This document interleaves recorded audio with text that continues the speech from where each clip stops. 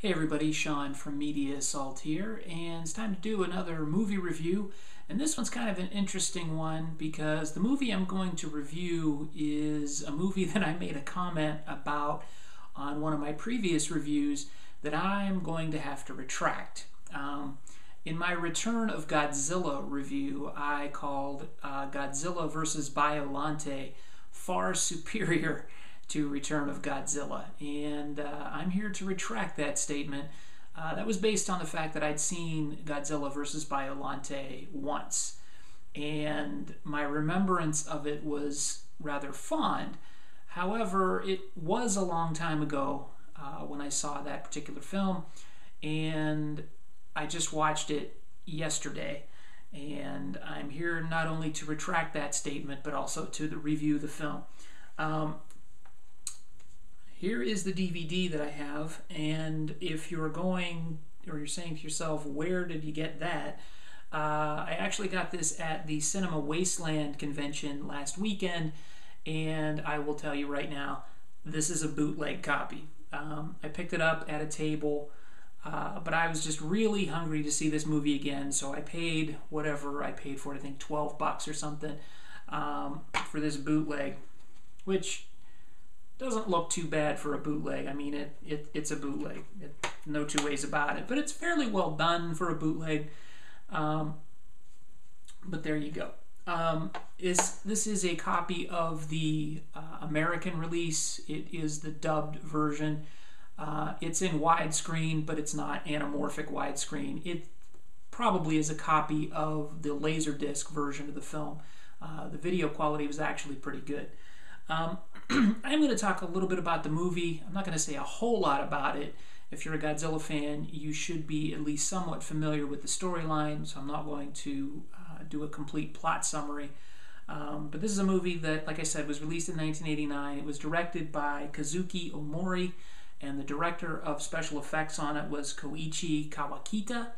And one of the things I do want to point out about this film is how good the special effects actually are. I was pleasantly surprised with how good the miniatures are in this particular film.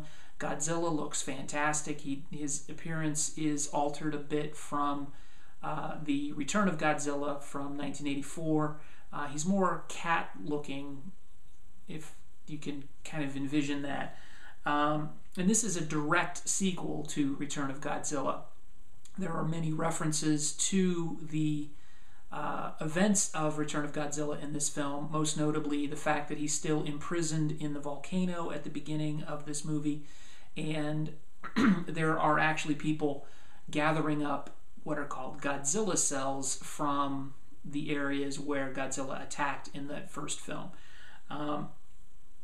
The plot, real quick, centers around those Godzilla cells. There are essentially two factions at the beginning who are trying to get a hold of them, in addition to the Japanese government. There's this American company called Biollante, and there is the government of some fictional Middle Eastern company called Sardinia, I believe is the name, which is kind of strange.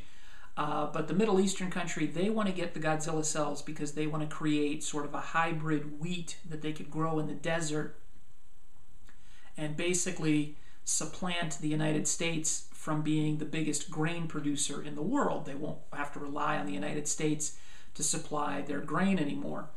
And I'm not really sure what the Biollante people want it for. You don't really say, or if they did say, I didn't catch it, because one of the main problems with this film is there are way too many subplots, so it was very easy to get lost in some of the detail, which when it boils right down to it, you don't really need to pay a whole lot of attention, because essentially all this is an excuse to get Godzilla and Biollante together on screen. And Biollante comes about from these Godzilla cells. There is a doctor who was initially working with that Middle Eastern country on creating the hybrid wheat. His daughter is killed in a terrorist attack, and then 5 years later, he's asked to work with these Godzilla cells by the Japanese government, And he does, but he sort of does this sort of off to the side experiment where he takes the Godzilla cells, combines the Godzilla cells with Rose DNA and the DNA of his deceased daughter. And the result of this mixture is this giant plant-like creature with Godzilla DNA called Biollante.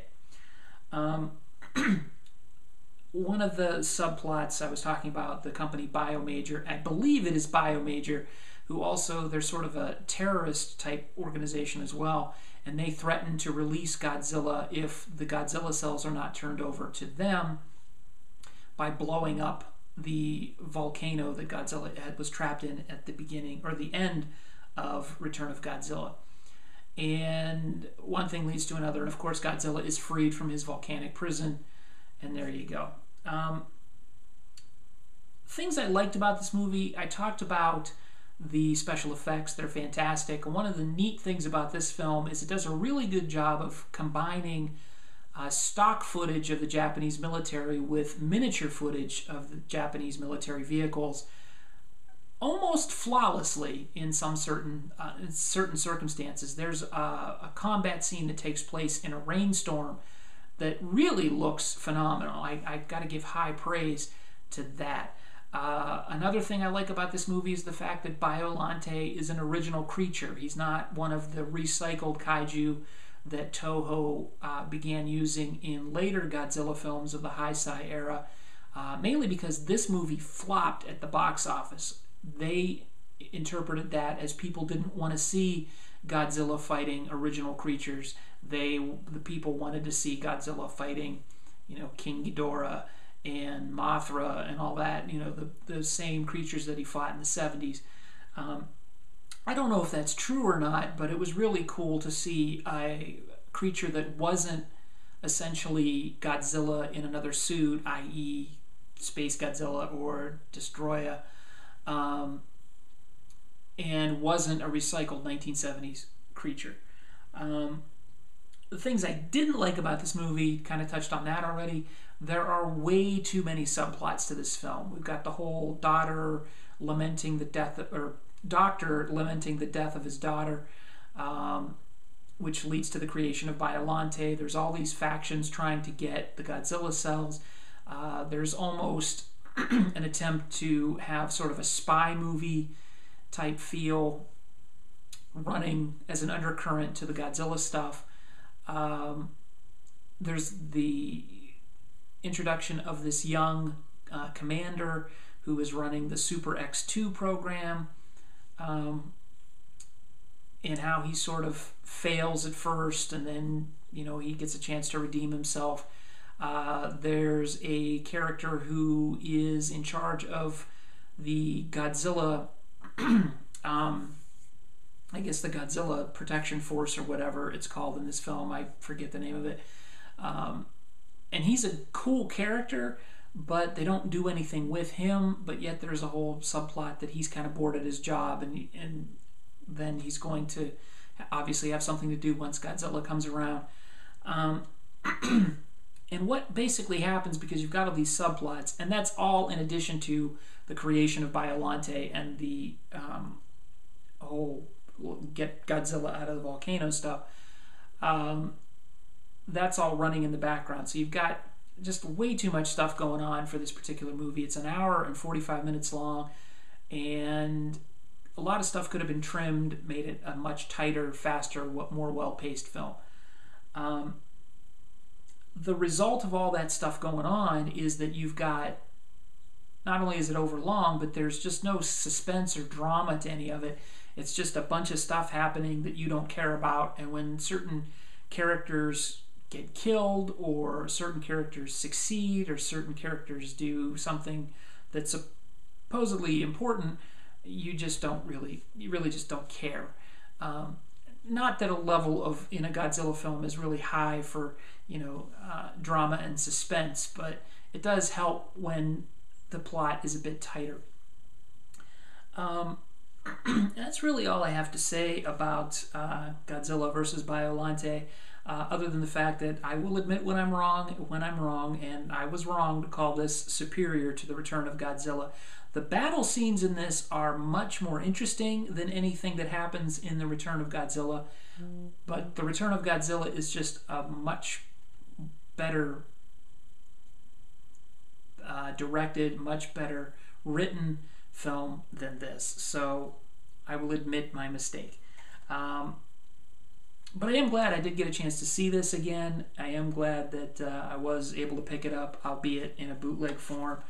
I would still like to see the uncut Japanese version, and I don't know how much of a difference there are between or how many differences there are between the American and Japanese version, but I'd still like to see it. So I won't consider my collection complete until I have the Japanese version in my collection, but I am glad to have the American one. And just a couple quick notes about Cinema Wasteland, where I did obtain this. I also picked up a copy of Gamera the Brave there, which I'm actually glad to have in my collection now. It was really interesting to attend the convention, and I got to meet the wonderful Tom Atkins, who is probably one of the nicest guys you could ever hope to meet. And I'll put a picture of myself and Tom Atkins at the end of this video. So as always, feel free to comment, rate, and of course subscribe if you haven't subscribed to the channel. And once again, I want to thank everybody for watching, and have a good night and a good day. Bye.